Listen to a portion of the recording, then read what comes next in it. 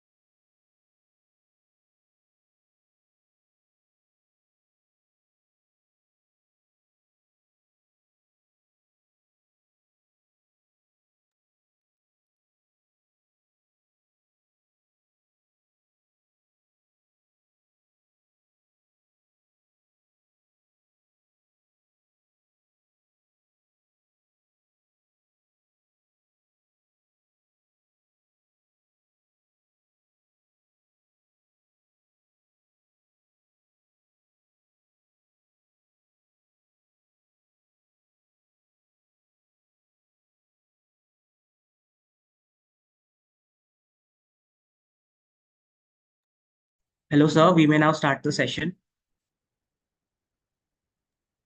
All right. See if see if I can get my camera working now. There we go. Microphone check. Can you hear me?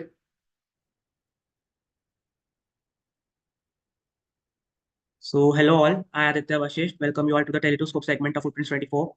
Footprints is a three-day national level technical event held at the Faculty of Technology and Engineering, the Maharaja Sayajirao University of Baroda, since last 23 years, and it has entered into its 24th consecutive year successfully. I would like to thank the faculty for being supportive to that makes the Footprints reach new heights every year. Uh, Kaleidoscope presents Teleidoscope is a segment in which we invite various guest lecturers across the globe who couldn't be a part of the event in person but continue to give a powerful impact to the society through their online guest lecture sessions. Today, I would like to introduce Iman Ghanizada sir. He is the current global head of autonomic security at Google. He was also featured at the Forbes 30 under 30 in the year 2022 under the Enterprise and Technology segment. He was also the leader at the World CIO Summit in the year 2023. Apart from his technological dedication, Iman has also co-founded the Afghan Refugee Relief, which proves how great of a person he really is. Hello and a good morning from India, sir. Thank you for being with us today. And you may now start the session. Thank you so much. Of course. Yeah, good morning, everyone. And it is a good night for me, but I feel great. It's only 8 p.m. here. This is basically when my night begins. Um, I'm really excited to see everyone here. Let me go ahead and pop open my screen sharing and let's see if this works well. Okay, so I'm going to try something new today. I've been using this tool called Canva, which is a pretty snazzy presentation tool. And I thought, you know what, hey, let's do something different. Let me see if I can add like a little animation in my slide and let's test it out. Full beta test here.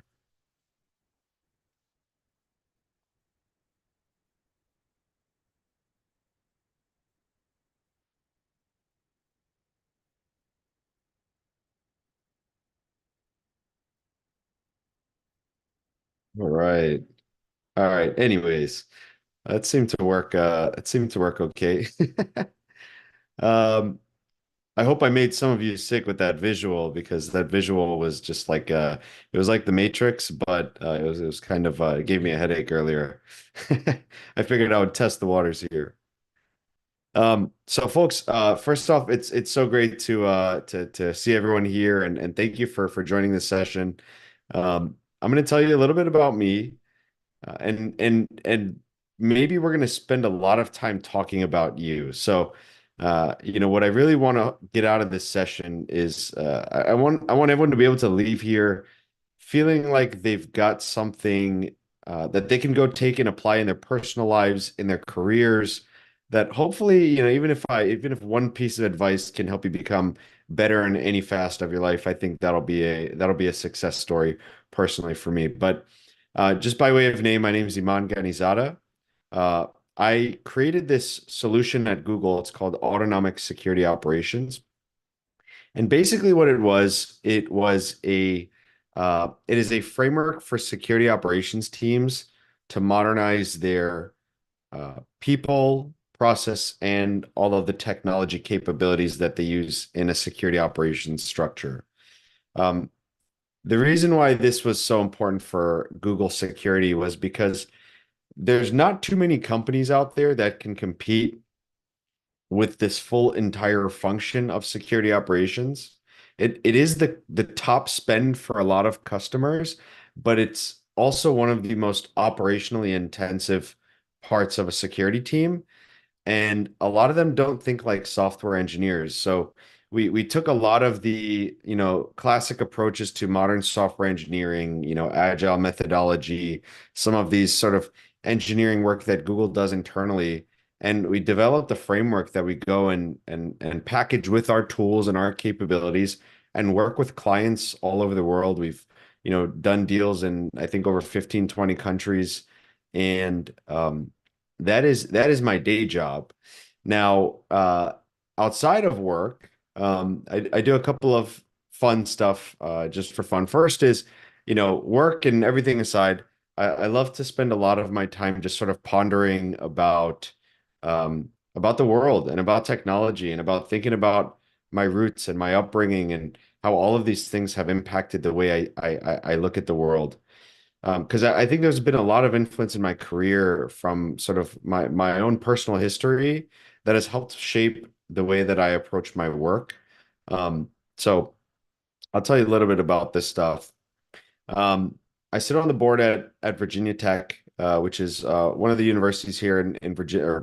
In Virginia, I'm based out of Los Angeles now, and we have a pretty significant engineering program. Um, and maybe my personal passion project is that I helped co-found, and I sit on the board of this organization called Afghan Refugee Relief. As you all may know, there was another big Afghan refugee crisis just about 2 years ago now, and we had I think 50,000 or 100,000 Afghans come to America, and a lot of them came here without anything, right? And this was kind of like one of those moments where I was born and raised here, but my parents and my two older brothers, you know, when the first refugee crisis happened, during the Soviet war, they came to this country without anything, and they didn't have anybody. They didn't have a whole group of thousands of Afghans that had already lived in this country for 10, 20, 30 years that could help them get off their feet. They kind of came here with nothing. And so many other Afghans had to get up one day and turn away from their homes and know that they are never in their lives going to be back there ever again. Like this to me is very it's kind of crazy to think about just because I never had to experience that before. Like to me, I always say, no matter what I do in life, if I achieve the largest achievements in the world, it's still a fraction of what it takes to sort of live through the shoes of a refugee, of someone who had to one day get up, leave, and never see their family again, never see their siblings again, never see their home again, right? So anyways, so for me, it's really important that, throughout all my work, I also take a look at these folks that also came in here and were at risk. A lot of kids that are orphans, 12-year-olds, 16-year-olds, 5-year-olds, you name it. We had so many refugees coming into America, but this time, we had the ability to support them better. There was a lot of Afghans that were just ready, that were living here, that were born here, ready to go and support. And so, over the past 2 years, we've just spent a lot of time trying to help this community get off their feet, get into industries, get into work, get into tech. And you could read all about our work, on our website. So I've got some rambles here that we'll probably talk about later, but we're going to spend a lot of time in this session talking about AI. And so I like to joke around and have fun and all that. So you're going to hear me go on a lot of tangents throughout the session. But this is because in my daily life, I go on a lot of rambles where I start thinking about something and I ramble off until it makes sense to me. And so right now, my latest rambles are how we can trust inherently non-deterministic systems. So, as you all know, with large language models and with this new wave of AI capabilities that is commercially available, it's brought a very interesting perspective in the world where, for the past, 30 years since I was a kid, right? And the internet just first started to come out, computing systems have always ultimately been deterministic. Like we know what a system can do and its limitations. But with this new wave of AI capabilities, we're having to unlearn everything we've learned for 30 years. And we're also trying to figure out how to trust these systems because you can't have a chatbot that's exposed to the world for, your business that lies to your consumers who use your website and your tools. So this is kind of like a big adoption blocker for a lot of companies around the world is how they can evaluate and ultimately just increase the level of trust on the large language models and small language models and all the other varying models that are going to start to be adopted soon. Um, the other aspect of sort of some of my rambles are the user interface of technology, right? So, um, if you think about it, I remember, it's so funny because I get to say this now, like back in my days, right? Um, by the way, I have this joke now where I say, because I was born in the 20th century in the 1900s, it's only a matter of time until people start telling me I'm ancient and I'm a dinosaur. But but back in my days, I remember the world before we woke up and sat on a screen all day, right? And so the screen and the iPhone and all of these sort of interfaces and modern Web 2.0 websites and mobile apps and all these ways that we interact with technology for the past, this is all very new within the last 30 years. And I think there's a potential possibility for a couple of new ways to really think about how we work with technology. And I'll dive into this a little bit later. My third ramble is this concept that we can talk about, all night over tea, but we'll try to spare that conversation till the end if we have time, which I call it the religion of the internet.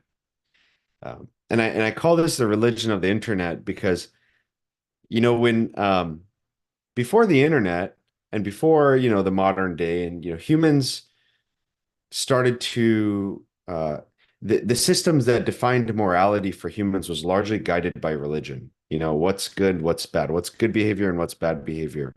And it was probably not up until like recent times that people are able to sort of um, think at a higher level of intelligence, at a higher hypervisor of concepts like morality, right? And so like you know, in the internet, it's the first time ever where people are fully anonymous and all the systems that they believe in their daily lives, their religions, their belief systems, all that other sort of stuff, everything goes out the door when people are on the internet.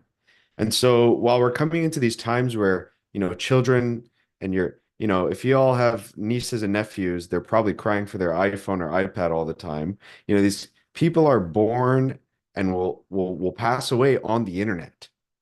So now that we live in this world that's literally guided entirely by our technological life, how do we actually define the systems of morality that we abide by? And also, as AI tools continue to get better, and as we approach AGI, artificial general intelligence, right? As we approach this path, how do we make sure that the systems that we develop also follow the same code of morality that we are now aligning to around the world? We'll talk a little bit about that later. And then lastly, I guess some things I enjoy my free time because, I'd be really boring if all I talked about was technology. It was probably thanks to video games that I got where I was in my career. I think that's, the early days of computers and PC gaming and all this sort of stuff really sort of invoked my curiosity on building computers and parts and tweaking things and overclocking and just that interest sort of, got me into this path of where I largely spent most of my career doing cybersecurity, but lately just really, really, really been curious about the evolution of technology. I drink a lot of espresso, so if you ever in Los Angeles and you come by my house, you'll see I have a whole science experiment at my house. And sort of lastly is I like to build things offline. So, because we sit on a computer all day and we wake up and we look at our phones all day. I think humans, and this will kind of lead into my next slide. I think humans have had a very short amount of time to evolve, to adapt to this world where we completely exist on technology. Like for 3 million years of our ancestry, we were species that loved gardening, that loved working with our hands, that loved being active. And so I think it's really important that, as people like us, we spend, so many hours a day on the computers. It's really important to also have uh, offline habits because they bring joy in a way that you maybe don't understand, but your body understands because your body has done this, has been genetically coded to do this for hundreds of thousands of years. Um, okay, so quick agenda recap. Again, I'm really casual, so we might skip some of these things, we might talk through some of these things, but just a rough outline of what I want you to think about is first, let's just talk about a little brief history lesson from my short time on Earth, right? I just want to sort of give you some perspectives of the world pre-internet to the internet to cloud to AI, right? And all of these evolutions are sort of moments that when I was younger, I used to hate history. And the older I got, the more I realized that the more I philosophize about, the past, right? The more I think about the past and put that into perspective of where we've been in such a short amount of time, it kind of really helps put into perspective where I want to spend the next, 30 years of my life. And so maybe there's some lessons here as you all are getting into your workforce of sort of understanding what you want to do over the next 30 years of your lives. We'll talk about why AI. Again, this is not this is a no-brainer for so many of you. You all are going to be smarter and more intelligent than every generation before you, and the next generation that's younger than you is going to be smarter and more intelligent than you, and so on and so forth. So, some of this is going to be a no-brainer, but I actually want to give you sort of some of my high-level perspectives of some of the challenges of how we're thinking about the problem philosophically and also like some of the tactical areas and issues that we might encounter, in the enterprise and businesses and so on and so forth. I'm going to talk a little bit about creativity and curiosity. I'll explain that later, why those two things are so important. We'll dive into maybe some industries around where I think AI is going to have a monumental impact, which basically is every industry, but we're going to skip a bunch of them. And we're going to talk about a couple of them just so you can get some ideas and understand how even language models can have such a drastic impact on existing businesses. And then I want to basically share some ideas on how to position yourself today so that you can really prepare for tomorrow, because pretty soon, you're going to be 10 years into your career, like I am, or 12, and you're going to be talking about, back in my day like I am now, right? And then lastly, if we have some time, we're going to dive into some of these rambles that I talked about earlier, because they're like kind of really complex engineering problems that, a lot of researchers are thinking about. But I think, outside of the research, there's a lot of just how you think about the world, at a very high level that can sort of impact the way you approach some of these areas. Oh, and then lastly, we'll have some time for Q&A. So, one of the things that to me is probably really important, is again just going back and putting into perspective how much change we have seen in such a short amount of time. So if you look at this diagram, like this to me, it's so funny because I've spent my whole life and just never really paid attention to anything, in school that mattered around this topic. And then one day, it just clicked with me. I looked at this graph and it just clicked with me, and I was like, holy smokes! I was like, this picture is literally worth a million words. Um, in the year 1700, we went from a 600 million population to now over 8 point something billion. I mean, that's like 30, sorry, 324 years, right? That's like, that is a not even 0.01% of our total existence on this planet, right? So in such a short amount of time, our population has skyrocketed. A lot of factors: globalization, the Industrial Revolution, modern, agriculture, farming techniques, longer life expectancies, general progression of humanity and whatever. But this exponential growth is really fascinating. Because why? If you're a software engineer, you already know this. If you introduce too many changes to a system, the system becomes unstable, and you might not have enough time to do your integration testing and to do your regression testing and to validate that a system is going to work the way that you want it to work, or that you even know how you want the system to work.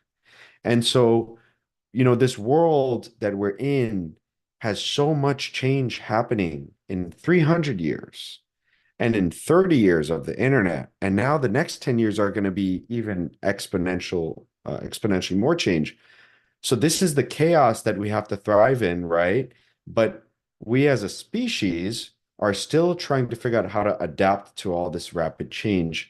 And we're not forgiving ourselves when people are dealing with things like mental health crises and everything else that's going on in the world. Like we're not being forgiving to ourselves, but we have to really recognize this graph because this is your job now. So everyone in this classroom right now is going to be entering the workforce, and your job, whether you go into biotech, whether you go into, government, whether you go into, startups, whatever you're doing, is that you're building something in a world that has not only seen so much growth, but has also become so much more interconnected. So we've not only had population growth, but we've also been exposed to almost everyone in the world now, thanks to the internet. So much change, so much opportunity, right? Now, let's talk about AI for a bit. It's probably a no-brainer for many of you, but when I was a little kid, it's so funny. I remember when I was a little kid, going on the internet was like you couldn't wait to go on the internet, right? Because you had to be in school and you leave school and you have your Game Boy and you're sitting on the school bus or walking home or whatever, and you get home and you got to make sure that people are not on their phones on the home line. And then you get on the internet and you just basically what you did was you waited the whole day. You couldn't wait to get home to get on this thing called the internet. And when you got on the internet, it was like you teleported into a new world. It was this brand new thing. You would go onto websites that had like funny videos and prank calls and research and tools and whatever it was so new for the world, right? And at the time, as businesses started to leverage computers, it was actually thanks to networking and thanks to the internet that really sort of unleashed the power of computing, all the different advances in hardware and everything else. But what computers allowed us to do is to do large scale analytics and retention of data and process data at a speed that is at least 10x that of human, right? Um, and then when the cloud came out, the cloud was like, well, okay, great. Well, this is 10x, computer. Now that AI is out, AI is like, well, this is 10x cloud, right? So this is like we we've unleashed a 1000x level of efficiency, right? That's at our fingertips. And we spent the last 30 years trying to learn how to talk to computers, and we're going to spend the next 30 years trying to figure out how to talk to computers like they're humans. It's actually really funny. But at this time, in the early days, especially these calculators, right? People would say, is it cheating if to use a calculator in school, right? A lot of times people had to do things by hand and all that. Um, but if you look at where the world went, I mean, no one does anything by hand anymore, right? You have to use tech to be competitive. So I say that to basically say that we live in a world where if you go fast forward 15 years out, if you're not using the tools that are available for you at your disposal, you're going to be left behind by the people that really know how to use those tools well. And so even with GPT, even with ChatGPT and Bard and just the basic things that you should be leveraging in your daily workflow, for any sort of task, just really consider implementing this in your lives because if it can turbocharge you and make you more productive, even by a factor of two, that already is going to help you be more competitive, in the workplace. The other interesting thing about AI is these infinite retention and unlimited exploration, right? So if you think about it, right, what we've been doing you know, with these large language models is we're feeding it, um, you know, petabytes and petabytes of data sets all over the world, all of the human knowledge that we have typed whether it was through creating lines of code, whether it was through blog posts or comments or websites or, or system, led responses to things and actions. Everything we know, we're feeding it into these models. And, I'm sure eventually there's going to be, I mean, we already saw the people are going to start to be a lot more concerned about how they're licensing their data and all that. But whatever it is, these models in a way are kind of like ever knowing and all seeing. And we're working towards this path of creating AI that can also create its own net new content, like new insights. So if you power, if you give something all of the knowledge of the universe, and you continue to add more, because there's still a lot of knowledge it's missing. It's missing the last mile of context, the refinement, the fine tuning, and all this sort of stuff, the contextualization to real world use cases. And eventually, it can generate new insights, and we power it with these as much compute as possible, right? It's going to be really, really, really fascinating what we're going to be able to do and the problems we're going to be able to solve in the world, the research problems, the climate problems, the food sustainability problems, the housing shortage problems. What we're going to be able to identify with this capability in the next 10 years is going to make our entire existence on this planet look like it was nothing, right? Um, and humanity kind of in a way is it's we're forever going to evolve, right? I mean, as we drive towards this world, if you think, forever we were farmers, we were doing agriculture, we had to survive, we had all these sort of things. But what happens in the world where like survival is no longer and growth and money is no longer the attainment, right? Where, we have realized so many efficiencies thanks to AI and all this new productivity that we've unlocked, that we've allowed tools to take on. What happens to the world, right? What happens to the concept of a job, right? What happens to the concept of having fun, of playtime, of our identities? For example, we've got so much happening in the world of genetic engineering.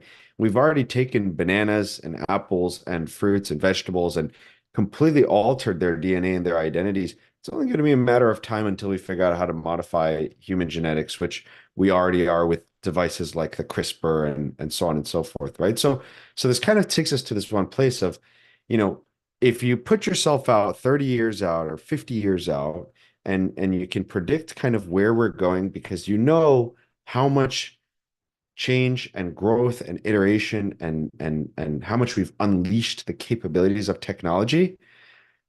Like this is the very exciting thing that like we can help shape. I mean, this is the moment in the world where as you enter the workforce, you can start to figure out what your purpose is in life a lot sooner than the people before us that probably spent their whole lives working on things that they never got to align to what they really cared about in the world. So on the concept of purpose, maybe what you'll understand is this is my little um, my stick figure drawing is, when you first get into the workforce, you're going to get your first job because you need to make money and you got to start building your resume and all that sort of stuff and learning skills. You're going to be super confused. You're going to be like, what do I do here? I feel like I don't know anything, right? And over time, you're going to figure out, how to become good at your role. And then you're going to be confused. You're like, this is actually not that difficult. I'm actually ready for the next level. And you go for promotions and all that and become a great team player. You start helping others, become a manager, you become a director. And at some point, you look at your work and you're like, I've been working for 7 years or 5 years or 10 years or whatever. But am I working on the things in life that are making me feel happy? And for a lot of people, they don't get that opportunity.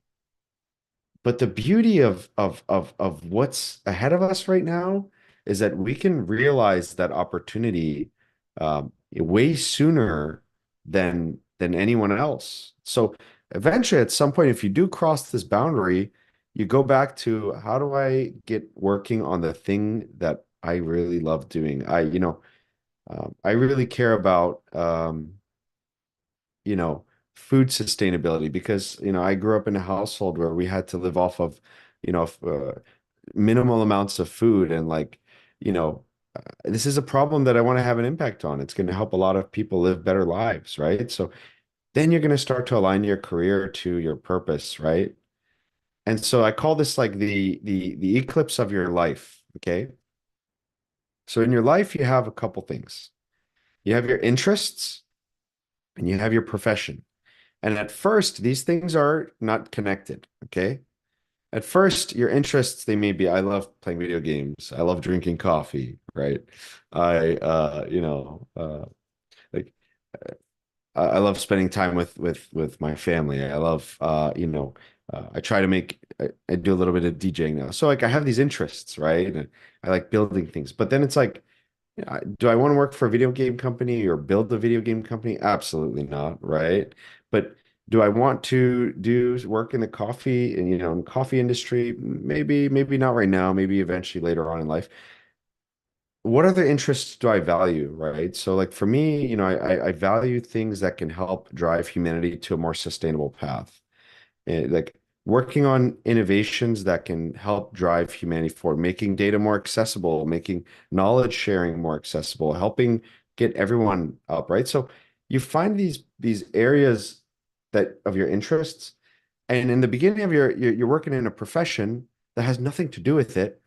And the deeper you get into your career, this eclipse starts to happen where you start to align not everything, but just the core things that you can take that you do at work and the things that you're really passionate about in your life. And these things start to overlay a little bit. And the more you get deeper in your career, the more and more and more these things start to overlay. And the fastest way to just have full alignment over this is by being an entrepreneur. So the entrepreneur path takes this whole graph, and this graph is non-existent for an entrepreneur. But being an entrepreneur is not for everybody, right? Being an entrepreneur is you deal with so much, I go back to this change. As an entrepreneur, you have to deal with this change trying to run a business. And so maybe it's not even always financially the best choice for a lot of people, but it is a way to immediately get started on working in an area that you're really passionate about. But I always recommend for entrepreneurs is, in your first couple of years, if you can get exposure to as many problems as you can.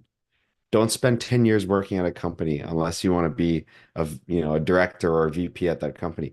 Spend, enough time to get exposure to this set of problems.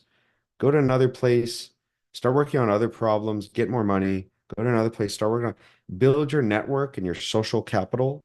That way, when you do take the leap of faith in becoming an entrepreneur, you're so much better equipped to hit the ground running. You know a lot more people, you've been exposed to a lot more problems, and you have better skills, and you know how to build good complementary teams to go after problems. Now, one of the things about your purpose is this idea that I call it, you got to become multidimensional, right? If you enjoy playing soccer, uh, or uh, you love listening to AP Dylan all the time, and you love music, well then that's okay, right? You can be a software engineer, and you could be anything alongside it. You can be a software engineer and you could be an expert soccer player. You can be a software engineer and you can garden and grow plants because it brings you peace. You can be a soccer player and you can, take care of your parents because they're getting older and sorry, soccer player, software engineer and take care of your parents because they're getting older and you care about your family and your parents. You can be a software engineer and you could be anything alongside of it. But what you don't want to do is you don't just want to be a software engineer. You want to be multidimensional because when you're multidimensional, this graph of aligning your profession with things that bring you joy is going to grow in so much faster. So be creative, be curious, be social, right? Be bold, fail fast. In my opinion, I think like I've failed so many times. I cannot tell you I have failed. I continue to fail.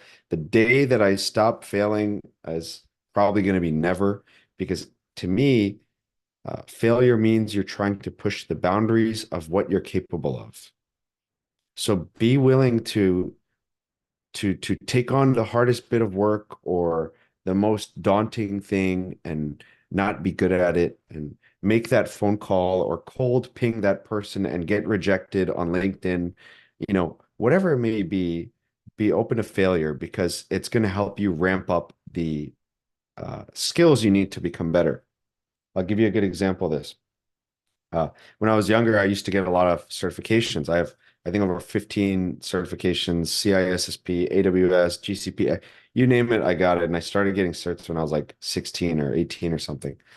And one of my strategies of getting certifications, I probably would not, people would spend 6 months studying for CISSP. I spent 28 days.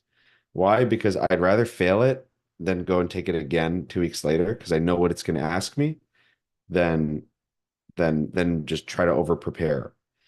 So I always tell my friends, like, when you're going for things, fail fast. It's okay. You're gonna then be equipped with the data you need to go and build the skills and do better, and so on and so forth. The other sort of thing around this is your being creative and curious. So, as you all know, very soon, I mean, look, 2 nights ago, I built a Chrome extension, and I haven't, really written a line of code in a long time. I've been in my career, I've been focused more on business and architecture and growth and execution. So, I haven't really been that hands-on in since earlier, jobs in my career. But a couple nights ago, I jumped on, a tool, a Replit, right? And, I just basically created a Chrome extension for this idea that I had. And it took me 3 hours to do it. And I looked at all the lines of code and I was like, I would never know how to write this on my own, right? So like, um, software engineering is getting both more sophisticated and more accessible, because it's becoming easier to do the core software work, but what's getting more complex is the creative work. And the creative work is what needs experimentation. That's why I say, like, be more creative in your personal life, because it's going to help you in your work.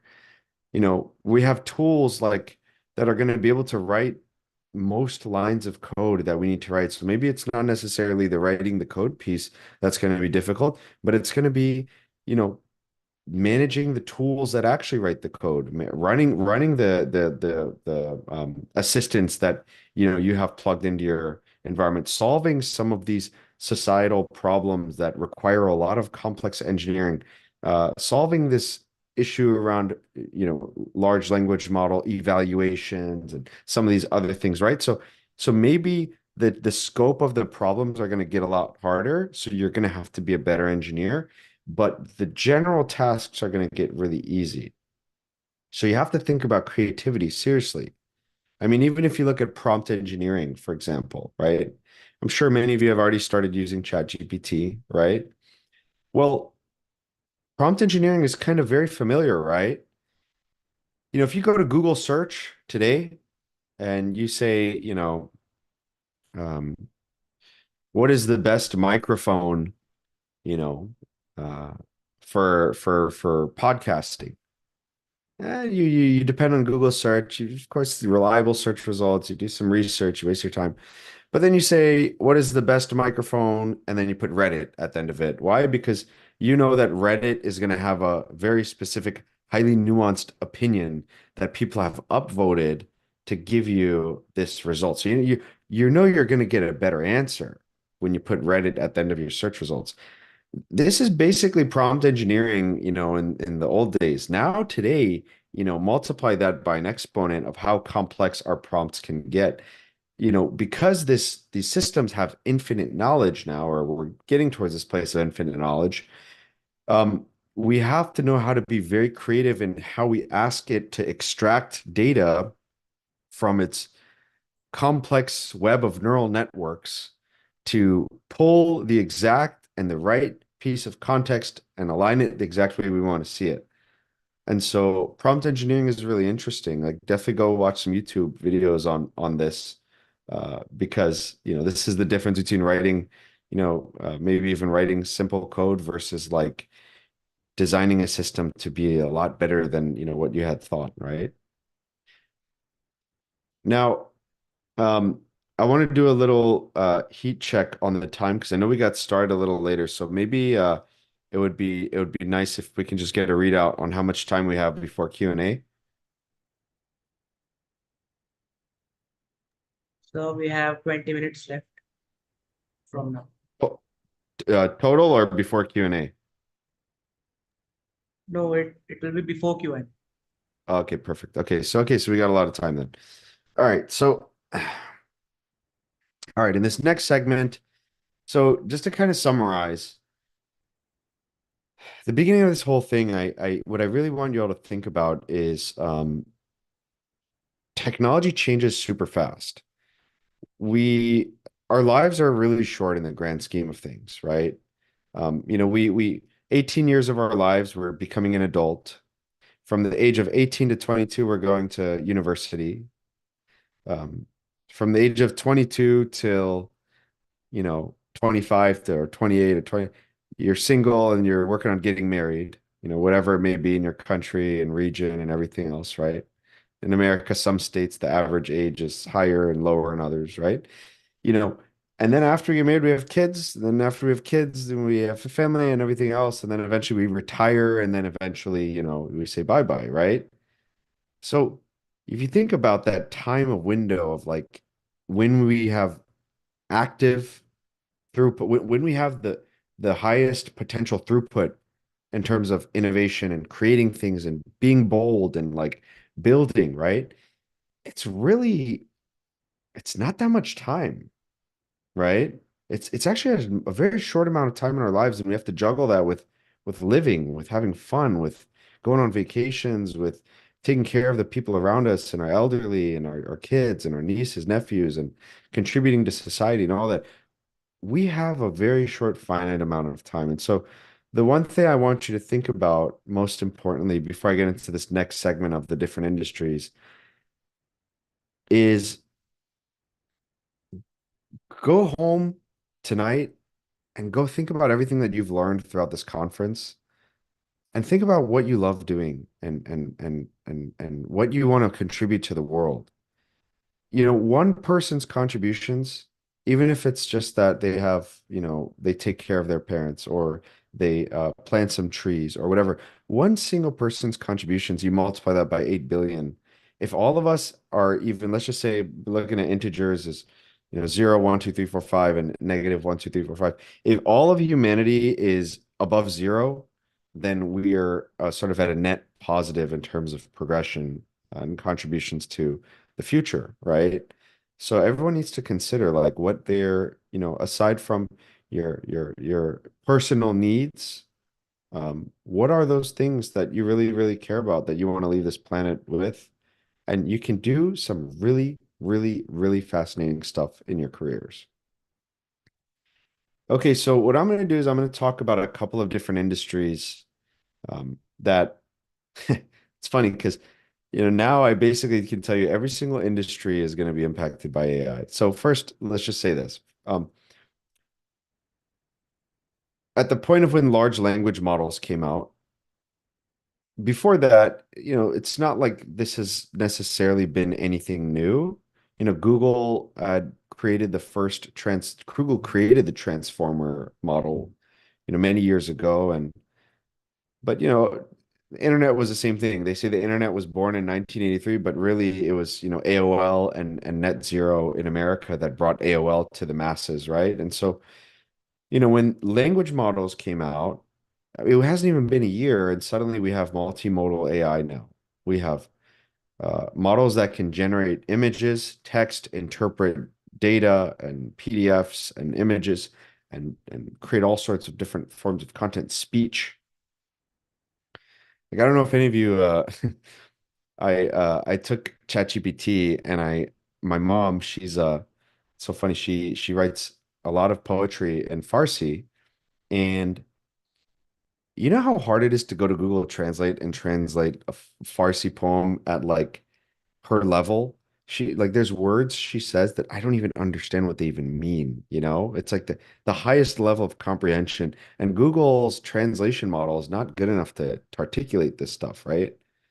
So forever she had to work with people, try to find the skilled people that can help translate her content. Well, I got her on ChatGPT the other day. I told my mom and my dad, you guys, we have to find a use case for you to use ChatGPT so that you can fall in love with this thing, and you can start using it in your daily lives. She started taking some of her poetry, including ones that she just has pictures of because she has drawings. She took pictures of them, writings, and she put them in ChatGPT. Uh, and what she got out of it was like the best translation that she has been searching for the past 30 years of her writing poetry. And then I introduced her to the voice assistant, and I gave her a voice person. I said, "Look, you can literally talk to this voice in Farsi." And I told the GPT, I said, "I'm going to speak to you in Farsi, and you're going to speak back to me in Farsi, and we're going to have this whole conversation in Farsi." And I did, and I showed her, and she was absolutely mind blown. And now every day she's talking to her GPT in Farsi about her poetry, about things to do, about skills to build, about all this sort of stuff. So, I mean, it's remarkable how much impact this tool has had in the world in such a short amount of time. But now multimodal AI is going to be applied everywhere. So every single industry that exists today will be impacted by AI. Every single product that exists um, can be improved.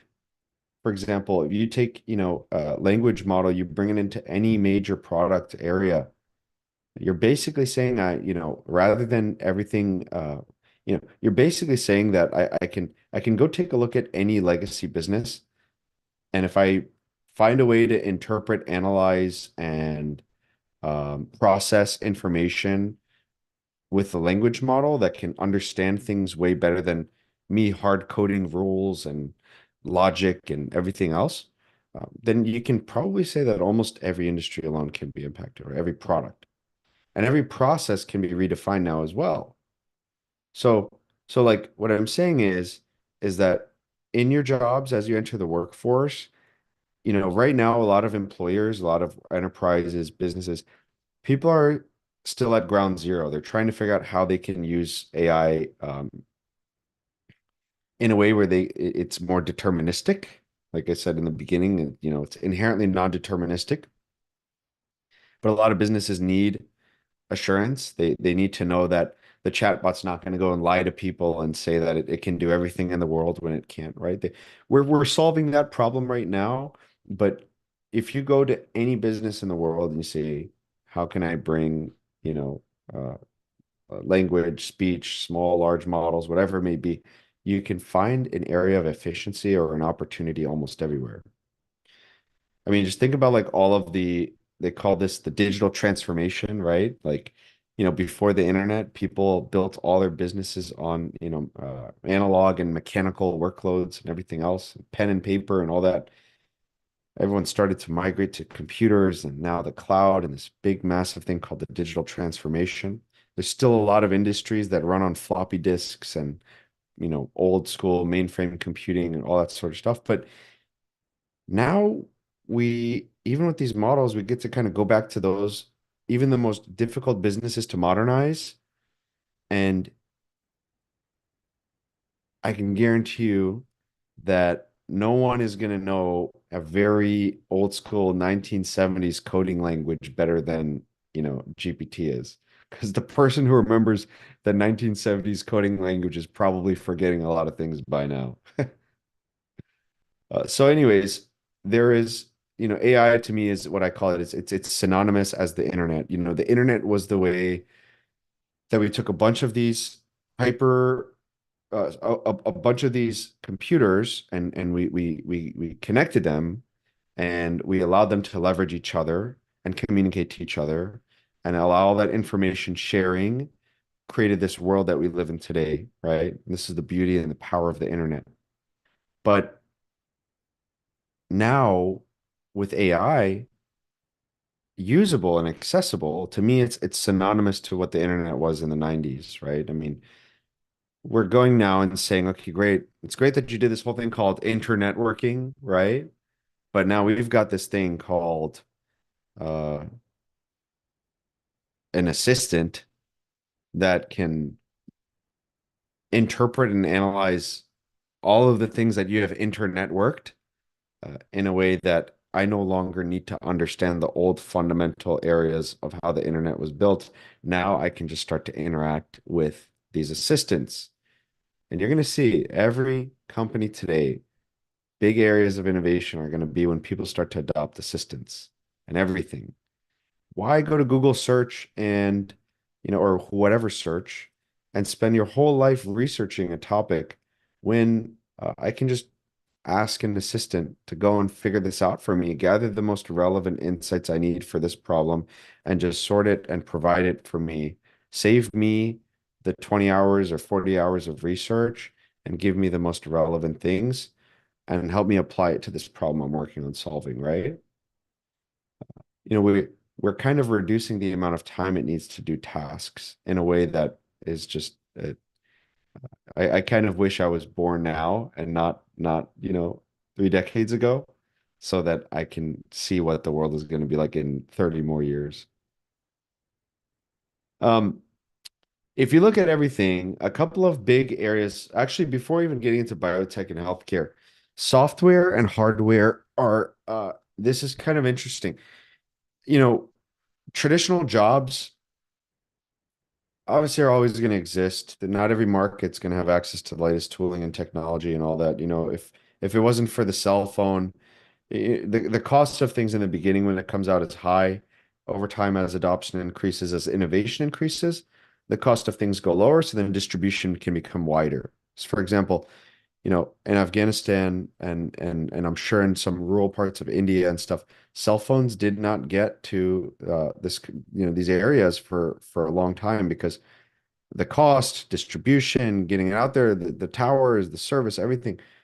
So technology has this sort of unfortunate effect where it usually starts in, the Silicon Valleys of the world and the Bangalores of the world, the Indian Silicon Valley, right?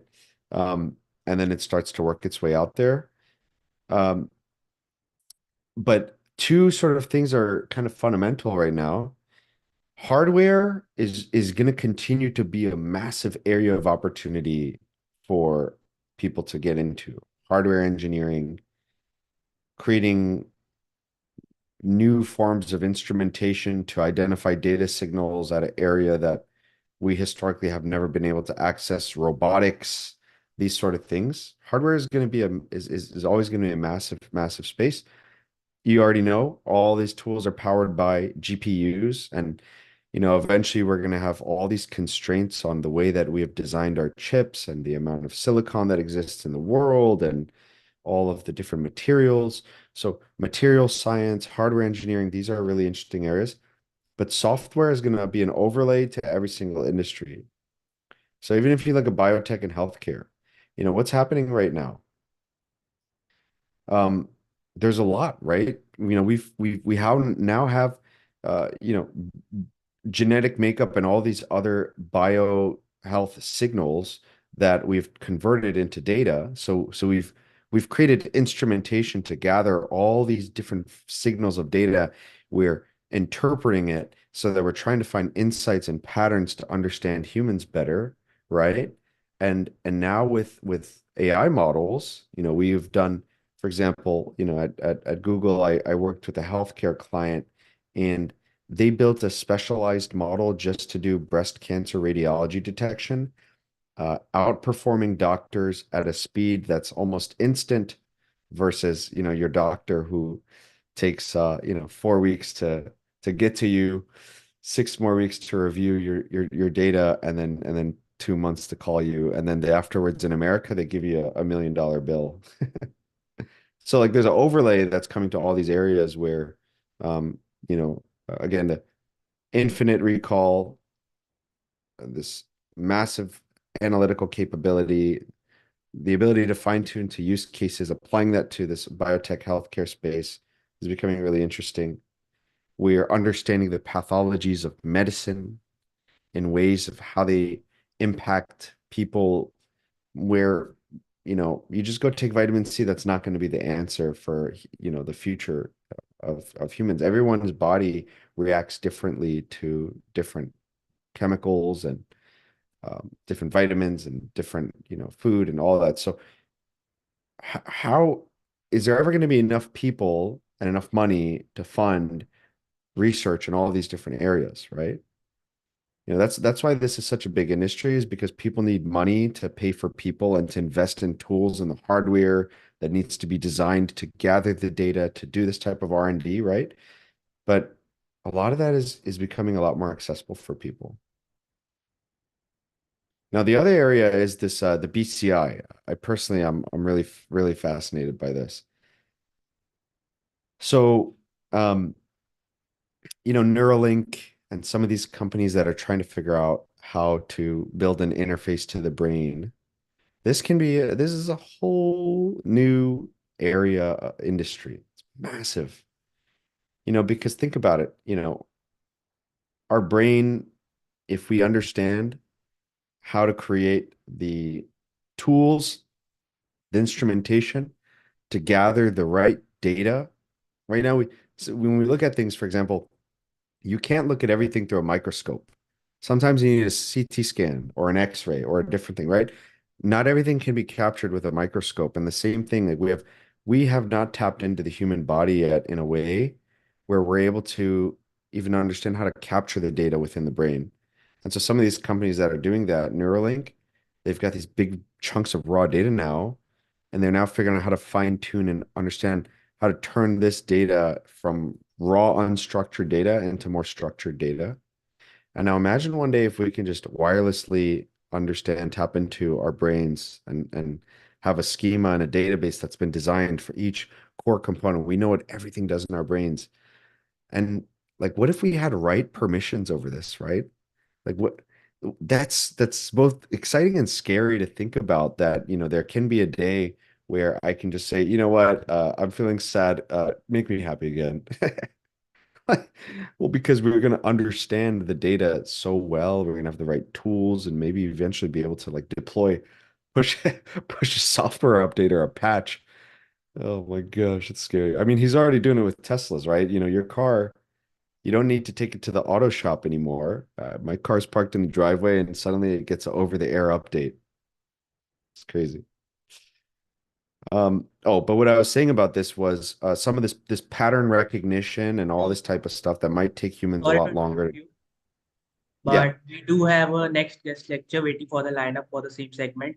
So can we do a quick Q&A and conclude the session? perfect. Perfect. Yep, yep, yeah. Thank you. Yeah. So, anyways, long story short, because there's a couple of different areas, there's a lot of innovations happening here. There's things happening with interfaces. Instead of looking at screens all day, we have these concepts like augmented reality. This whole world is going towards distributed decision making with things like blockchain, lots of innovations in sustainability and space. Again, two critical investment areas that anyone in this room can have an impact on. And then there's a lot, I guess we covered a lot of this, but just, planning for the future is one thing to take away from this lecture is take all this data and go and just try to think about it. Take the past, take the present, take the future, take your goals, your interests, your existing skills, what you care about, and do the exercise and just try to map out your journey and know that it's going to be wrong, but at least have a plan that you can start to follow. That way, you can grow faster. So with that, let's go ahead and let's dive into Q&A. Thank you so much for such an insightful and captivating session, sir. we have a couple of questions for you that says, amongst the present AI advancement or technologies, which one do you find the most promising or exciting for the coming future? So I think right now the large language models are really fascinating, but I think what's going to be even more fascinating, because the thing about large language models is with so much data and so many parameters, the time it takes to gather the right insight, get the best insight, and provide that insight in the most effective and efficient cost and everything else, it's really complex, right? So even though we might see these API calls are only a couple cents, I think really what's going to start to happen is we're going to start to see a big growth in smaller models that people build that might be within industries that can get to the best answer, the best output at the lowest cost, and it'll be a lot more commercially viable for businesses to adopt. And maybe even let's just take the largest healthcare clinic